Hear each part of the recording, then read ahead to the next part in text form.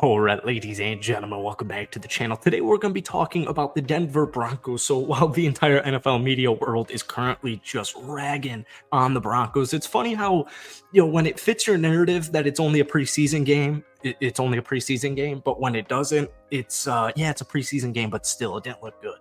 Well, the Denver Broncos are so much better than people give them credit for. This was a completely injury-riddled squad, but it is make or break this upcoming season for Russell Wilson. Russell Wilson is the Broncos X factor, as crazy as it may seem that your starting quarterback, the leader of your football team's your X factor. But considering the way the Broncos season went last year, it's very contingent on Russell Wilson and Sean Payton making it work. Russell Wilson had by far his worst year in probably his entire NFL career. Only 3,500 yards, 16 touchdowns, and 11 interceptions, a completion percentage of just 60.5%. What a lot of people don't seem to understand is their offensive line their whole team was injured. I mean, it really is that simple. The Broncos were injured last season, and so many people are freaking out because Russell Wilson played and the first string starters played well into the second quarter of their first preseason game. But we talked about in our last Broncos video, it's not a quick fix. Russell Wilson just recently said, actually earlier today, that he feels like it's all coming together for the Broncos under Sean Payton. And that's what you want to hear. That's music to my ears, and that's music to Broncos fans' ears. And we're going to talk about that in today's video. But before we do, if you guys enjoy it, be sure to hit that like button, hit that sub button for daily NFL content. I've only made 2 ever Broncos videos, and you guys blew them up completely. Record-breaking numbers. It's unreal. If we could try and get this video to 500 likes, that would mean the world to me. But Broncos fans, seriously, you guys are super freaking cool. So I think what a lot of people don't seem to understand right now is that the Denver Broncos could actually trade Russell Wilson after June 1st next season and save $17 million on their 2024 salary cap. So like I said, this really is a make or break season for Russell Wilson as the starting quarterback of the Denver Broncos.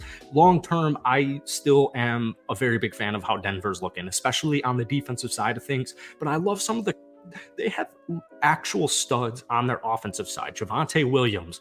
Javonte Williams is entering year 3. He's only 23 years old, and he was another one of these Broncos players that was injured the entire year last year. He only played 4 games, ran for 204 yards, but in Javonte's rookie season, 900 rushing yards and 4 touchdowns, and he can also catch. He had 316 receiving yards. So in Javonte Williams' one and only healthy season when he was a rookie, he had over 1,200 yards from scrimmage. Samaje Perine, a big loss for the Cincinnati Bengals. I cover a lot of Bengals videos.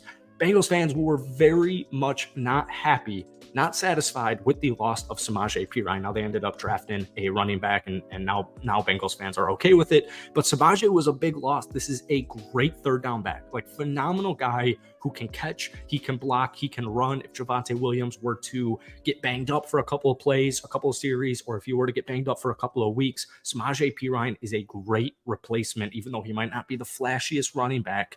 Trust me, the eye test does not lie with Samaje Perine. We moved to the wide receiver room, Jerry Jeudy, Cortland Sutton, and new addition Marvin Mims Jr. I talked about Marvin a lot on our last Broncos video. This is a guy who's going to have a big impact on this Broncos team. Russell Wilson and him, I hope they're working on this chemistry, because this is a big-time playmaker. This is a big-time speed threat that can really help this Broncos offense, especially if the offensive line is having some concerns and Russell Wilson needs to get rid of the ball quicker. I think we all can agree on that. Russell Wilson needs to get rid of the ball quicker. Now, having a non-collapsing offensive line is certainly going to help. And like I said, I don't think a great indication of how this offensive line and how the Broncos offense is looking. I really don't think the first preseason game was a good indicator, not only because it's preseason, but it still wasn't the first string offensive line. It's still not an entire first string group. I wouldn't look too much into it. And even if we were, Wilson had a respectable numbers. 7 of 13, 93 yards, and that touchdown to Jerry Jeudy. I know it wasn't beautiful because especially the first couple of plays, the first couple of possessions in that game against the Cardinals, they could not protect anything. It was not good, but it did improve. It did improve all the way up until that touchdown, and then, once some new linemen came in, the Broncos second half did struggle offensive line based, but if they can clear it up, like I said, I'm not concerned with the offensive line. I really am not. I don't think that preseason game really factors into it. But Marvin Mims Jr., nonetheless, is a great playmaker, a great speed threat, and he's going to have a really bright future in this league. The tight end room, not the craziest of names. Adam Troutman, I don't feel, I'm not like enamored by the tight end room. However, there could be something there. Adams coming on over from the Saints, just being the backup tight end. He's had a couple of solid seasons, 641 career receiving yards at the tight end position. Tight end room, it's could be improved, but I think Greg Dulcich, last year's third round pick out of UCLA, I think his rookie season, 33 catches, 411 yards. I think, I'm sure the Broncos would agree with me here. I think that's perfectly fine for a rookie. And you just don't know. I mean, he could break out into a star this upcoming season. So tight end room, another position I'm not worried about. So that is now the running back room, the wide receiver room, the tight end room. The offensive line, like I said, I know they dealt with some issues. I know Mike McGlinchey is banged up right now, and that's not what you want to see. But I'm going to trust the process. And I know it just seems like some hot air, or, blowing smoke or hot smoke, or however that saying goes, where Russell Wilson said that it feels like it's all coming together from the Broncos side of things offensively. I know it's just a comment, and I know it's just based on training camp practices, but still, that's what you want to hear. It's better hearing that than nothing, and it's certainly better hearing that than saying, yeah, we still have a very long way to go. This was not supposed to be a quick fix.